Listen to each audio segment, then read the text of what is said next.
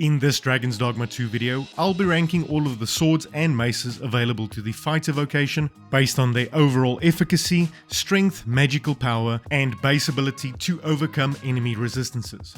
So sit back, relax, uncork your inner dork, and let's get nerdy. Unsurprisingly, at the bottom of the list is the trusty sword, which was forged from light yet durable materials.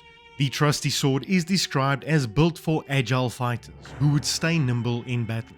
If somehow you've managed to lose the fighter vocation starting weapon, then you can always go and pick another up at the Border Watch outpost. In 18th place overall is the iron sword, which is common across the land. While simple in make and design, it is favoured by travellers as an inexpensive means of defence on the roads. The iron sword can be obtained from Roderick's smithy in Vernworth, as well as Ruin's apothecary. In 17th place is the pre-order bonus, the superior trusty sword, described as a trusty sword treated with a fine coat of gilt, and honed to a sharper edge than the standard blade, and is prized among fighters for its efficacy in battle. In the 16th spot is the first mace entry on this list, with the Bane of Bones. Bane of Bones is inscribed with a prayer for the dead to know rest, and is known to be especially destructive against skeletal fiends. The Bane of Bones mace cannot be bought from any armor or smithy within the game. However, you can pick one up by visiting the abandoned home in the Misty Marshes. Next up in 15th place is the normal broadsword, a sturdy sword with a wide blade, built to weather brutal handling. It is a capable ally on battlefields forgotten to mercy. It can be found within a chest inside Underbridge Grotto, as well as purchased from Roderick's smithy in Vernworth and Select smithy in the Rest Point Checktown. In 14th place is the Cutless, a brutish sword for brutish work. Its spiked guard and razor-sharp blade are designed for survival, not appearances. The Cutless can be obtained as a rare drop from hobgoblins, at an estimated rate of about 2%. It can also be found inside the abandoned shack northwest of Har Village, but if you don't get them by those means, you can also go and purchase them from Roderick's smithy in Vernworth, as well as the Nameless apothecary in the Nameless village. In 13th place overall is the silver rapier, described as a simple sword with a narrow blade, which lacks not for strength as the supple silver has been capably tempered. This can be found in a chest on top of Vernworth Pawn Guild Tower, as well as purchased from the Nameless apothecary in the Nameless village. In 12th place overall is the standard weapon wielded by Vermindian soldiers, the Vermindian brand. This formidable yet vanilla weapon can be obtained from Roderick's smithy in Vernworth, as well as Celeste smithy in the Checkpoint Rest Town.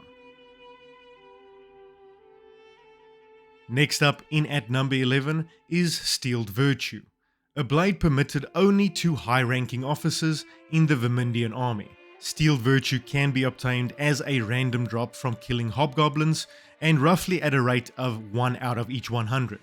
However, can also be obtained from Brant if you are able to develop your relationship with him to a sufficient degree.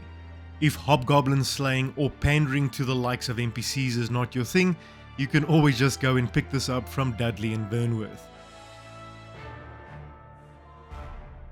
Breaking into the top 10 is the mace designed to bash charging foes where they are weakest, especially ruinous to minotaurs and their ilk, namely the labyrinthus. The labyrinthus is a random drop from killing minotaurs, at a calculated 11.9%. However, this is also a guarantee drop by killing the minotaur that spawns outside of the sealed mine shaft. In at number 9 is the Threaded Cudgel, which is a blunt weapon topped with a head of spiraling metal, effective only in experienced hands. The Threaded Cudgel cannot be found through exploration, but can quite easily be purchased by visiting Arwen's Arms in Batali. In at 8th place is the Batali Shuttle. The standard blade wielded by Batali Knights, its hook tip offers a clever wielder a wider range of tactical applications. The Batali Shuttle can also not be found through exploration, but can quite easily be purchased by visiting Arwen's Arms in Batal. In the 7th spot is the sword bearing a notable broad blade, as impressive on the hip as its slashes are devastating. And of course I'm referring to the Silver Cinquidia. One of the most impressive maces on this list, the Silver Cinquidia can be obtained by bringing a bag full of gold to Arwen's Arms in Batal. The first of the 3 enchanted weapons on this list, the Mace, finds its place at number 6. The frost-crusted sword that robs its victims of all warmth and thus life. Its ice enchantment never thaws. Mace sports a 120% ice enchantment and can only be purchased from Celeste Smithy in the Rest Point Checktown. The first entry breaking into the top 5, described as a sword specially forged for a celebrated hero, with its wave-edged blade cutting greedily upon meeting its mark, none other than the Stallwood Sword. The Stallwood Sword is available from the Volcanic Island Armory in the Volcanic Island camp, as well as from Gustafer after completing Put a Spring in Thy Step. Brockworth Smithy also has this in Batal, but only after completing the Steeled Resolve Blazing Forge mission. It's also available in the endgame from Roderick's, Grisha's, Celeste's and Arwen Arms. And if you don't want to wait that far into the game in order to obtain this, you can go and farm Dullahan's, which does drop the Stallwood Sword at a roughly estimated rate of 2 out of 100 Dullahan's killed. In 4th place overall is Carnation, which is described as a sword with an ornately carved hilt, whose elegance belies the fatal sharpness of its blade.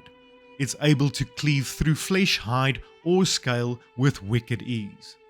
The Carnation is an endgame item and can only be obtained for purchase at the endgame from Roderick's Smithy, Grisha's Armory, Celeste Smithy, Arwen Arms and Brock's Smithy.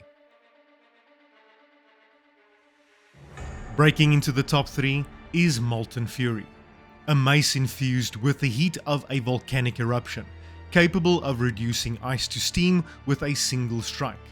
Its fire enchantment is unquenchable.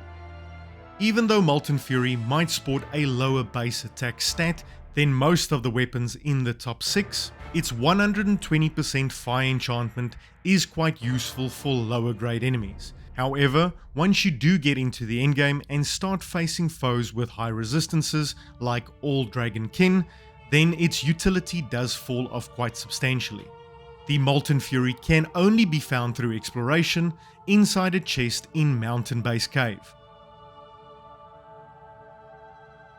In 2nd place, barely missing out on the first spot, is the Exalted, a hallowed blade sporting a 100% holy enchantment through a decade's worth of prayer to eradicate sin.